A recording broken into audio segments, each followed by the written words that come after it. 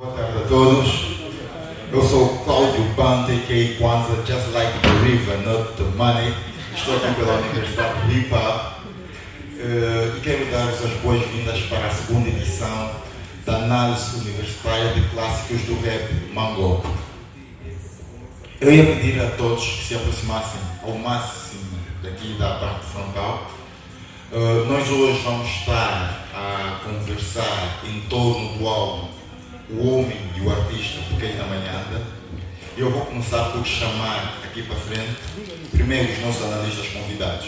Eu gostaria de vocês uma forte salva de palmas a Brown X.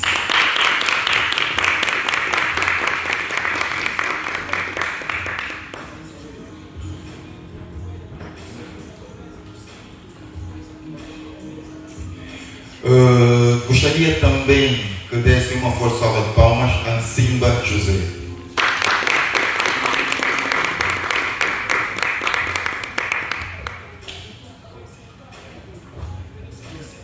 E agora, ao nosso artista convidado, por favor, uma forte salva de palmas a Keita Manhanda.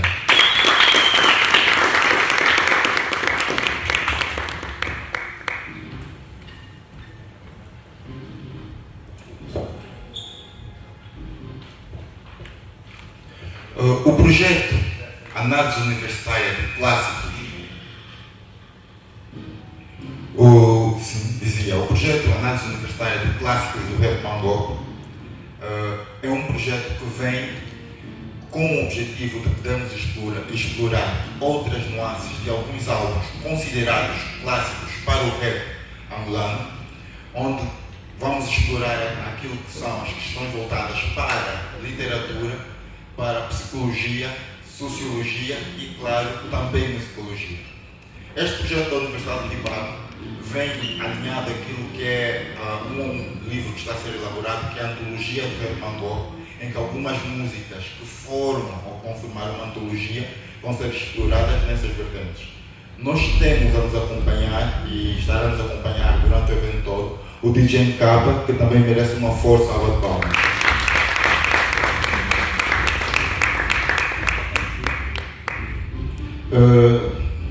Vou começar com a nota de abertura e vou olhar aqui para a minha cábula. Antes de olharmos para o álbum, vamos olhar para o artista, não o homem.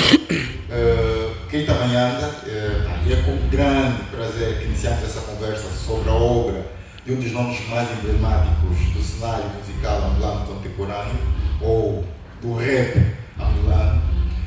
Keita Manhanda tem aquilo que é a sua trajetória, o envolvimento com momentos determinantes para o rap e o hip hop angolano. Keita Manhanda fez parte de um dos grupos mais emblemáticos para o rap nacional, que são os Filhos da Leste. Keita Manhanda também participou de vários projetos, como o projeto Monguenha, participou do Django e atualmente Keita Manhanda também está no Oguano. O Homem e o Artista é o álbum mais conhecido de Keita Manhanda, mas no entanto não é o único. O Keita Manhanda tem vários outros álbuns e nós vamos conversar assim muito ligeiramente sobre esses outros álbuns que são de igual modo dignos de serem explorados e conhecidos por todos nós. E eu em particular tenho uma relação com os álbuns porque os álbuns acabam acompanhando trajetórias da minha vida. O Homem e o Artista foi lançado numa época retratando vivências específicas de um período em que eu me encontrava, e os outros álbuns acompanharam também estes períodos. Então, música para ouvir ao entardecer são aquelas músicas que hoje a pessoa escuta depois de estar a sair da empresa. Então, há várias outras coisas que devem ser exploradas nos álbuns, mas isso nós vamos falar ligeiramente aqui com Keita Manhanda depois. Mas continuando. Nascido em Angola, Keita Manhanda cresceu num universo, numa diversidade de referências culturais, algo que se reflete fortemente na sua produção artística. A sua trajetória é uma fusão entre a busca pelas raízes africanas, o diálogo constante com sonoridades globais, como jazz, hip hop e ritmos tradicionais angolanos. Com uma discografia rica, Keita Manhanda aborda temas que vão além da música, explorando questões sociais, filosóficas e identitárias. O álbum Homem e o Artista, que hoje nós vamos estar a analisar, serve como ponto central desta discussão. É uma obra que não só expõe as várias camadas da experiência humana, como também desvela dualidades entre a vida privada e a arte. As faixas são uma viagem emocional e introspectiva, onde o artista explora as fronteiras entre a sua identidade pessoal e a sua persona artística.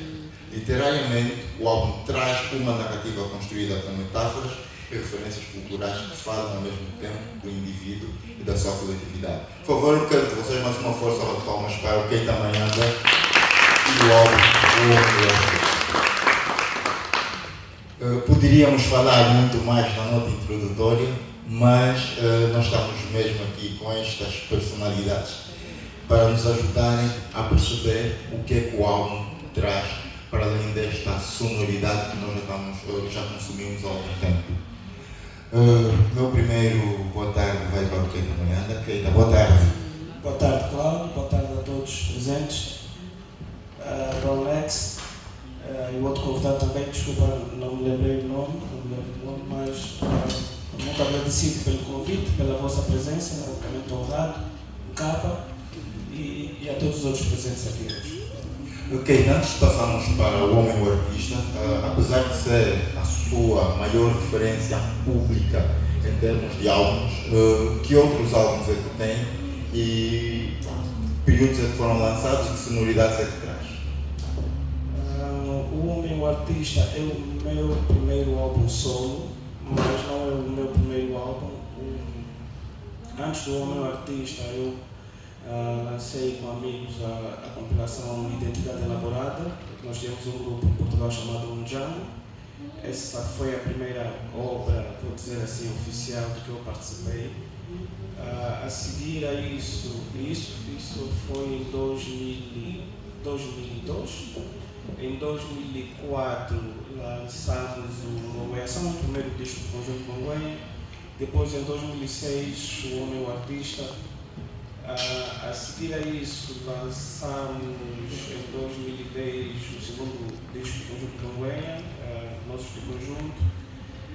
Em 2013, com o Leonardo Aúd, Verbal Zula e Tamanho Família, lançamos o Voz Fecha, que é um álbum de rap de Natal.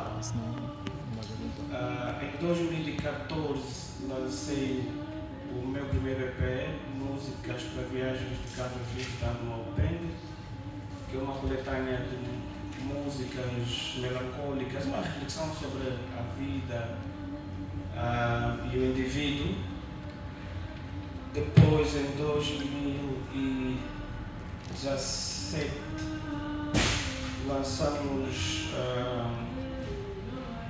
lancei o álbum, o EP, Música para Despertar e Motivar em Tempos de Certeza, e em 2019 lançamos o Quan, 619. Em 2020 lancei o 7 Momentos de Lucidez, o álbum, e em 2021 lancei o álbum de remixes do 7 Momentos de Lucidez.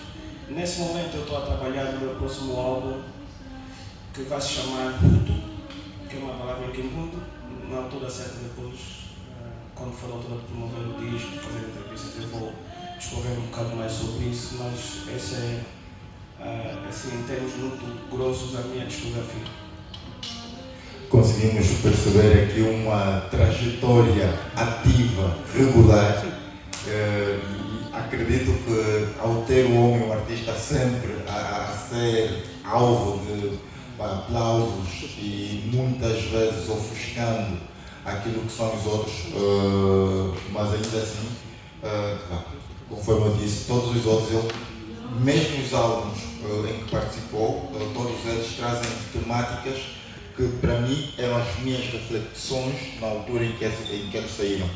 Então, para esta altura, existem pessoas que estão em idades para consumir ainda o homem e o artista.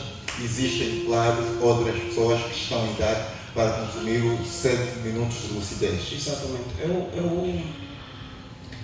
As minhas músicas são única e simplesmente reflexo do meu momento. Não, eu escrevo baseado nas minhas experiências do momento, naquilo que são as minhas preocupações, os meus interesses.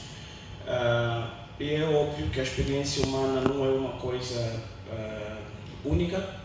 Nós podemos, às vezes, acreditar que algo que está a acontecer connosco é único a nós, mas a experiência humana, de certa forma, é coletiva. E o que eu penso quando se faz música dessa forma, de forma muito honesta, é que ela acaba por se tornar intemporal. O homem, o artista, começou a ser escrito quando eu tinha 20, 21 anos e lançamos quando eu tinha perto de 27 anos, não, 26 anos, lançamos quando eu tinha 26 anos, 25, 26 anos. Portanto, foi um período grande de 5 anos para trabalhar nisso, mas é um período da minha vida. Aquela pessoa, eu costumo dizer às vezes, aquela pessoa daquele álbum não existe mais. Eu não sou mais aquele indivíduo. Isso foi um momento da minha vida, porque aquele álbum é uma descrição daquele exato momento da minha vida. Eu costumo pensar para mim que os 7 momentos de lucidez, para mim, não é em termos musicais nem nada do gênero, mas para mim é o fim do homem e do artista. Para mim são as duas pontas dessa linha reta. E porquê que eu digo isso? Porque as questões que eu abordo no 7 momentos de lucidez, algumas delas, na verdade, alguns daqueles temas são uma resposta não intencional, não foi pensada dessa forma, mas depois das músicas estarem feitas eu comecei a perceber que havia uma linha direta que talvez não seja muito óbvio para todas as pessoas, mas para mim tornou-se claro que aquele álbum e algumas das músicas daquele álbum eram, na verdade, a outra ponta dessa linha reta, que é, na verdade, a minha evolução como homem e artista. E o 7 momentos de lucidez responde, para mim, algumas das questões e angústias que estão no meu primeiro disco sobre. Ok, obrigado, Keita. Brown Nets, muito boa tarde. Boa tarde, Cláudio. Mais uma vez, obrigado pelo convite. Obrigado à audiência. Eu gosto de audiências que são diversificadas, né, inclusivas. Temos até aqui BTs por conhecer.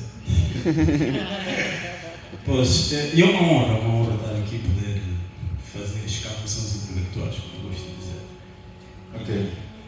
Brownix, nós, quando divulgamos o flyer, e Brownix é analista residente para este evento da Universidade de Ibá, e nós, quando divulgamos, nós descrevemos apenas como hip-hop, que é um título interno da cultura hip-hop para aquelas pessoas que são conhecedoras e dinamizadoras dos elementos da cultura hip-hop, mas o Brownx é um conhecedor profundo daquilo que é a black music e ele é residente muito para fazer esta análise de que elementos o álbum em que estamos nesse momento, nós estamos com o meu artista, traz que são referências e que estejam correlacionadas com outras sonoridades ou vivências voltadas para a black music.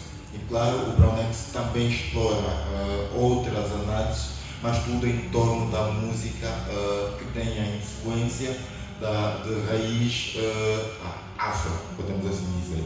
Então, mais uma vez, uma força de palmas para o Brownx.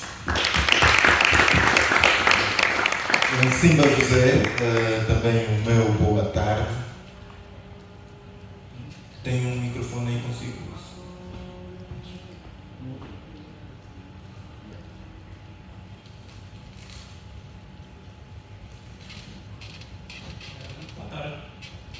Agora sim. Eu agradeço. Ok. Simba José está aqui como linguista. Simba José é professor universitário. Já colaborou em outros momentos com a Universidade de Ibá. É daqueles professores universitários que mais impulsiona alunos, quer da Universidade de Letras ou de outra, terem como defesa de tese questões ligadas à cultura hip hop. Nós, em particular, na Universidade de hip hop, já fomos várias vezes contactados por licenciandos que estejam na fase da produção da monografia para recolher informações muito voltadas para aquilo que é incentivo e acompanhamento que Simba José tem dado a eles. Simba José agora, acredite e corrija-me se estiver enganado, é doutor, né? Sei que esteve a fazer o doutoramento no Brasil, não sei se terminou já ou se ainda está em fase de conclusão, esteve também a trabalhar com spoken word, então é alguém que vai nos ajudar a perceber aquilo que são as questões ligadas à linguista ou linguista que estão no álbum Homem o Artista, e de vocês mais uma vez um forte salva de palmas para o Simba José. Queria retificar algo. Eu não necessariamente me arrependo de linguística, porque a minha formação da graduação, o doutorado, tem todo a ver com estudos culturais, artísticos e artes. Portanto, a linguística entra nesse roteiro de análise e de discussões. Ok, então fica aqui a referência. É bem mais robusto do que aquilo que nós inicialmente identificamos. A nossa dinâmica, nós temos um álbum completo, mas nós não podemos olhar para todas as faixas, até porque o tempo não permite. Nós temos 5 músicas que nós vamos olhar com alguma incidência, mas eu vou querer inicialmente uma observação transversal do álbum, e quem também anda já passou a sua informação sobre as questões que estiveram em torno da construção do álbum. Então vamos querer ter também uma análise transversal, primeiro do Brown X e depois do Simba José, para depois então mergulharmos em algumas músicas específicas. Claro, desculpa interromper. Eu, na verdade, nem sequer fiz um mergulho nessas questões do álbum. Há se calhar algum contexto que é necessário dar, histórico pessoal, histórico que tem a ver com o nosso movimento, que é uma introdução interessante e talvez ajude não só os nossos outros panelistas, mas também a audiência a entender o momento, as ideias por detrás e porque é que a coisa depois apresentou-se ao público como se apresentou. Eu queria que saudassem uma pessoa aqui presente, o Leonardo Wawood, chegou lá atrás. Eu posso dizer que este álbum não existiria sem a contribuição dele. Eu costumava dizer antigamente, quando ainda era uma coisa nova, que metade do álbum era dele. Na verdade, era um álbum de grupo. Na verdade, para mim, eu entendo o Homem Artista como um álbum de grupo por causa do extremo envolvimento dele, não só como produtor e como a pessoa que fez a captação, mas nas ideias e no incentivo para que aquilo fosse, e no financiamento para que o disco visse a luz do dia. O disco só existe porque o Leonardo Wawood colocou dinheiro, pagou a produção do CD, lançamos pela nossa editora, o Wawood Música, e não tenho a certeza se foi o nosso primeiro lançamento ou o segundo lançamento, mas o Homem Artista, primeiro lançamento, pois esse álbum não existiria sem o estúdio, o contributo financeiro e material, a camaradagem e tudo mais. Eu comecei a escrever esse álbum quando eu morava em Portugal.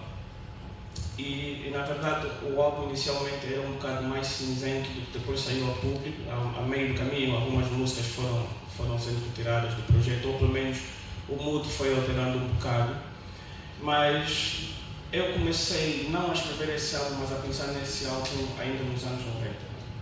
No final dos anos 90 eu ainda fazia parte de um grupo chamado Filhos da Leste, mas eu já estava à procura de uma linguagem distinta daquela que os Filhos da Leste usavam e daquela que se via no rap nacional naquela altura. A nossa contribuição para o rap nacional dos Filhos da Leste era na vertente política da música rap. O momento em que nós vivemos nos anos 90, na verdade propiciou a que nós, jovens, adolescentes, olhássemos para a guerra que ainda se vivia na altura, para o processo eleitoral que tinha acontecido em 91, 92 e todas essas questões, corrupção política, guerra, pobreza, e canalizássemos todas as nossas angústias, pensamentos através da música. Mas depois, na verdade, faltava uma componente mais pessoal, que era algo que eu queria também exprimir. Eu sempre tive um interesse grande em psicologia, antropologia, autoconhecimento, evolução espiritual. E esses temas não eram uma preocupação da época e é completamente aceitável que assim fosse. Não que nós não tivéssemos olhos para isso, mas porque o que era mais urgente na altura e o que os rappers com um cunho mais político tinham interesse, na verdade, era falar das questões políticas e que afetavam a sociedade como um todo. O meu interesse começou por questões mais ligadas à condição humana, não tanto as relações sociais, mas a condição humana como tal.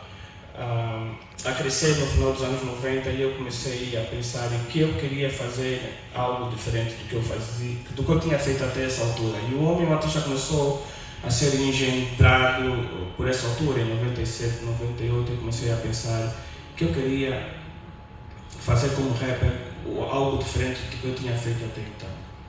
E a experiência de vida em Portugal, na verdade, foi um impulso grande para isso. Eu, na verdade, comecei a testar algumas coisas quando mudei para Portugal, nesse sentido. Algumas músicas que eu fiz lá eram, na verdade, o sketch, o desenho inicial do que viria a se tornar um Homem Artista. O Homem Artista é uma tentativa de comunicar um bocado algo que hoje se tornou mainstream, o trauma, uma certa dissociação da pessoa com o meio, as angústias, a fé ou a falta dela, todos os dilemas de um ser humano que não mais vai aparecer no microfone como incorruptível, perfeito, um super-herói, mas como alguém com as suas dúvidas, fragilidades e uma completa honestidade relativamente a quem ele é para ele mesmo e, em último lugar, com o público também. Ok, obrigado, Keita. Brownette. Obrigado, Cláudio. Eu, antes de tecer alguns comentários sobre o álbum em si, eu tenho uma pergunta a fazer ao Keita. Geralmente, o público tem uma forma de congelar o artista num certo trabalho. Os artistas depois têm uma necessidade de fazer uma ruptura com esse primeiro álbum. Em inglês se diz disruption, ou departure album. O D'Angelo em 95 gravou um álbum Brown Sugar, vendeu milhões de dólares e a gravadora quis que ele replicasse esse sucesso. O D'Angelo foi completamente para a surda, fez uma coisa diferente, que é o voodoo. Só que o tiro, a bala saiu pela culatra. O voodoo foi outro sucesso e essa pressão manteve-se. E aconteceu com o voodoo é que o D'Angelo depois teve aquele burnout, né? Teve um breakdown mental. O que eu quero perguntar é o seguinte: no teu caso, te sentiste de alguma forma preso ao homem artista, tiveste que fazer essa ruptura com os trabalhos seguidos? Eu não sou uma pessoa a quem se pode congelar, vou dizer assim. Eu não aceito ser condicionado. São coisas da minha natureza, não tem especificamente a ver com música ou com ser artista. Eu acho que a liberdade individual é provavelmente a coisa mais preciosa que um ser humano pode exercer. E eu não senti em momento algum que eu precisava de me desligar, porque o processo foi natural. No meu caso, foi natural. É verdade, eu confesso, qualquer artista que tenha tido um trabalho inicial ou um trabalho seguinte ao inicial, que tenha sido considerado um clássico, uma obra que é um divisor de águas, não seja lá qual a expressão que se utiliza, alguns deles, e o caso mais famoso desses é o Nas, provavelmente, alguns deles passam a odiar a sua obra inicial. Tamanha é a demanda para que se fale e para que ele próprio cante e apresente vezes repetidas essa obra. Outro caso desses é a Lauryn Hill, e o que a Lauryn Hill está a fazer, porque ela não tem contrário do Nas, não tem uma grande discografia. O que ela faz hoje ao vivo é uma completa desconstrução das músicas do primeiro álbum solo dela. Eu não tive, durante um período, e eu tenho uma t-shirt, essa t-shirt a maior parte das pessoas nunca viu. Eu faço t-shirts, eu tenho uma marca de t-shirts, eu faço t-shirts, e algumas delas eu faço só para mim. Eu tenho uma t-shirt que tem uma frase que é: 7 momentos de lucidez é melhor que o homem e o artista. Apesar que eu amei. E na verdade foi aquele momento do foda-se, né? Tipo, foda-se, eu estou a fazer música muito melhor do que aquela. Muito. Mas para mim não foi uma coisa consciente de tentar separar-me, porque houve também um período enorme entre lançar o Homem e o Artista e a obra seguinte. Há uma natural evolução, apesar das pessoas, assim, há pessoas que se dizem fãs, grandes fãs, mas não sabem que eu lancei mais outras coisas. Aliás, aconteceu esse ano, numa feira, Angotica, alguma coisa assim, alguém me perguntou: por que tu deixaste de fazer música? E eu recebo esse tipo de comentários com alguma frequência. Não, eu não deixei de fazer música, eu não deixei de me interessar. Há um casal pela qual continuo a fazer música mesmo porque eu gosto, não é a minha carreira de escolha nem nada do gênero. Mas, para responder a tua pergunta, ou melhor, voltando à tua pergunta, não, eu não, conscientemente pelo menos, eu não tentei fazer uma departure do homem ao artista. Na verdade, sendo honesto, algumas das músicas do meu primeiro EP, músicas para viagens de carro, elas têm muita vibe do homem ao artista ainda. São aquelas coisas que ficaram de fora ou tinham sido escritas muito perto, nos anos a seguir, ou nos momentos a seguir, ou durante ainda aquele processo. E o que eu fiz foi, naquele período, em 2014, eu decidi, porque eu também passei esse período sem lançar álbuns solo, só em grupo, porque eu estava um bocadinho desencantado com a música, decepcionado com a música, sem um grande interesse em fazer música. Em 2014 eu decidi voltar a fazer música com alguma regularidade, pelo menos a cada 3 anos, seja o que for. E aquilo veio natural. Eu nunca pensei do tipo, eu preciso muito claramente separar uma coisa da outra. Comigo aconteceu naturalmente por causa do período entre uma obra e outra. Ok, Brunet, agora... Pois, quanto ao álbum em si, há coisa de 5 anos, acredito. Eu geralmente acredito muito em sincronicidade. Estou falando em termos de energias e de espiritualidade. E há certos artistas que mantêm um vínculo comigo por causa da originalidade do trabalho dele, da verticalidade artística. E o Keita se engloba nesse meio muito reduzido de artistas que eu considero e presto o meu tempo para escutar. E no dia desse eu estava em casa, eu estava a escutar o álbum dele. E eu decidi fazer uma crítica ao álbum dele. E como nós temos amigos em comum, eu enviei a crítica, a análise que eu fiz do álbum dele ao Keita. Então, eu já fiz a análise desse álbum antes de até sexta-feira pela Universidade de Hip Hop. Na lista de músicas que foram escolhidas para hoje, há uma que eu adicionaria, que é Existência. E a razão de eu fazer isso é pura e simplesmente uma provocação filosófica.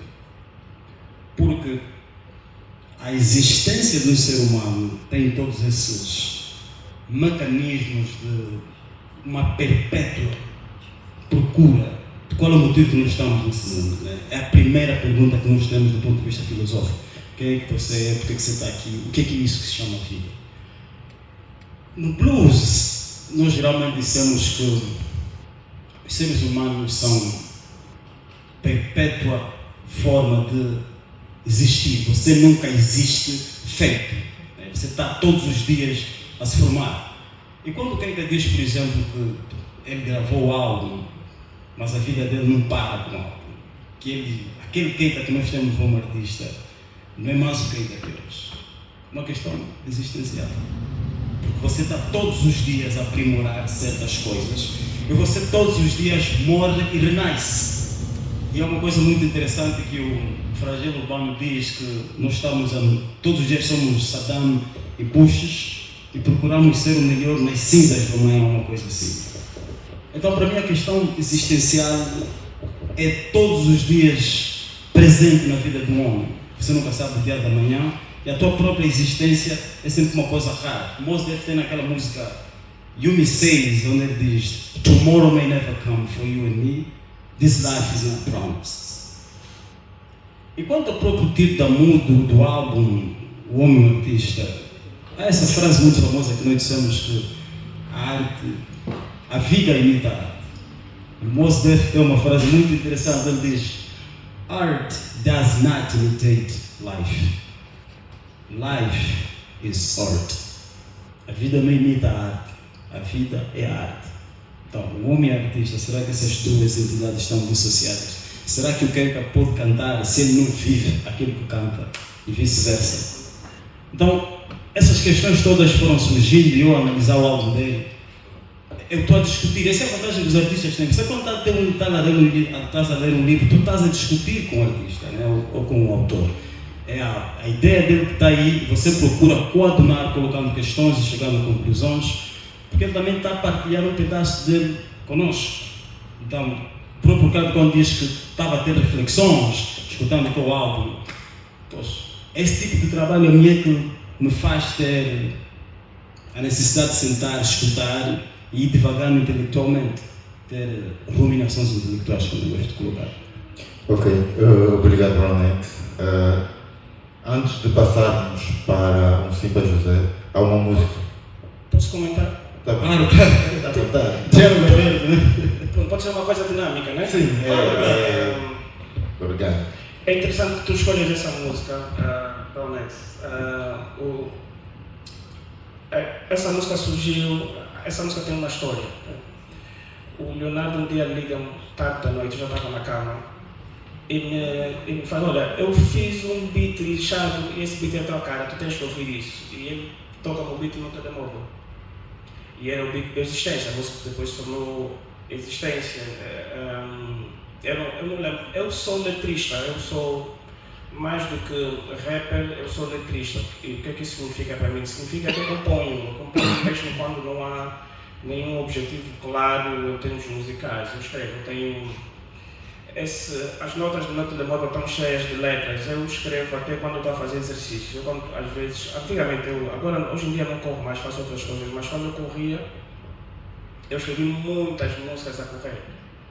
Eu desacelero e aliás, é uma letra que eu falo sobre isso, desacelero e começo a escrever no telemóvel e continuo. Quando aquela ideia, ou aquela cena, aquela inspiração, seja lá o que for, eu não gosto da palavra inspiração, ela vai, eu largo. E muitas vezes, algumas das minhas músicas são, na verdade, uma manta de retalhos, porque quando eu sinto que preciso de cumprir prazos, eu vou recorrer a essas várias notas, que eu tenho várias notas, num computador, no outro computador, num telemóvel em papel. Eu prefiro escrever em papel. Eu depois passo do telemóvel, eu comecei a escrever no telemóvel muito recentemente, ainda não é uma coisa que eu considero natural, mas faço isso. Mas o Existência tem uma história muito interessante. É uma música que eu acho que eu nunca cantei ao vivo, se cantei deve ter sido uma ou duas vezes apenas. Houve uma altura que eu fazia muitos shows, mas não é uma música que eu cantei muitas vezes. Eu acho que ela não tem exatamente a vibe certa para um concerto, mas é algo que muitas pessoas de tempos em tempos me dizem que gostariam de ver ao vivo. Ok, nem todos conhecem tão bem a Existência quanto quem já analisou e quem compôs, então vou pedir ao DJ Kappa para meter apenas um verso para ter noção de qual música se trata. DJ Kappa.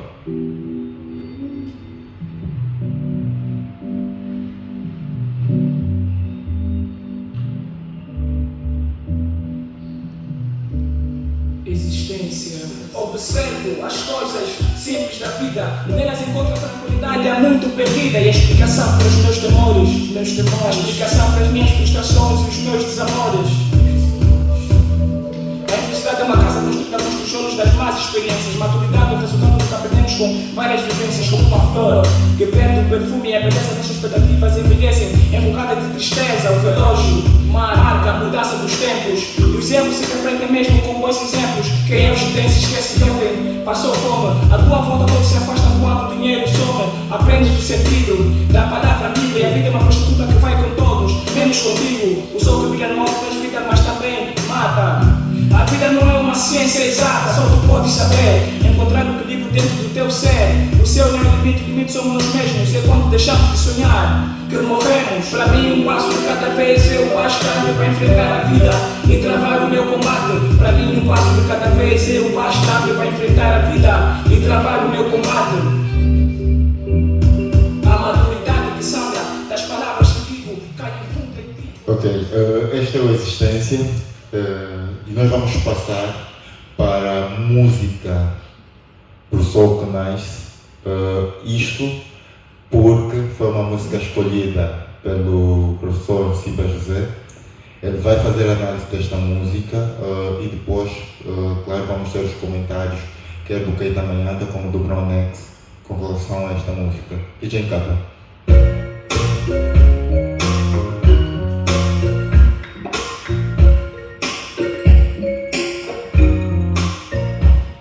No princípio era música e a música fez-se ouvir. Por ele eu soube que viria a existir, os povos falando através dela. Por ela dança existiu, os sofrimentos do nosso fado, novo amor se construiu. As lágrimas tornaram-se poesia de esperança, o amor tornou-se mais bonito na sua voz de crianças que partiram de conhecer, nos chegavam que vinham conhecer deste sentido a vida que começava a morrer. Sentimentos profundos, endosos, inconscientes. Eu chamei a música da velha e amamos mutuamente. Desde então o som da liberdade está no meu coração. Essa vibração que não se compreende a nível da razão. Nem eu sei como compreendo infinidades de vibrações positivas, verdades vivas, mensagens progressivas.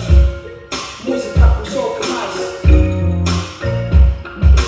Música, Keita, Manhanda, música, música, Keita, Manhanda, música, música, Keita, Manhanda, música, música, Keita, Manhanda, música, música, Keita, Manhanda, música, música, Keita, Manhanda, música, música, Keita, Manhanda, música, música, Keita. Manhanda.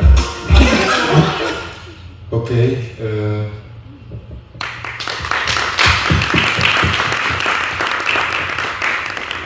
Professor Simba, que análise faz ou nos traz para esta música? Bom, primeiramente eu gostaria de saudar a todas as pessoas que se encontram nesta sala aqui agora, né? E por outro, agradecer à Universidade de Pop pelo convite.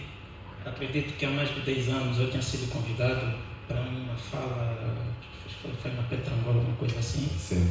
E de lá para cá a gente vem falando mais por mensagens telefônicas, assim.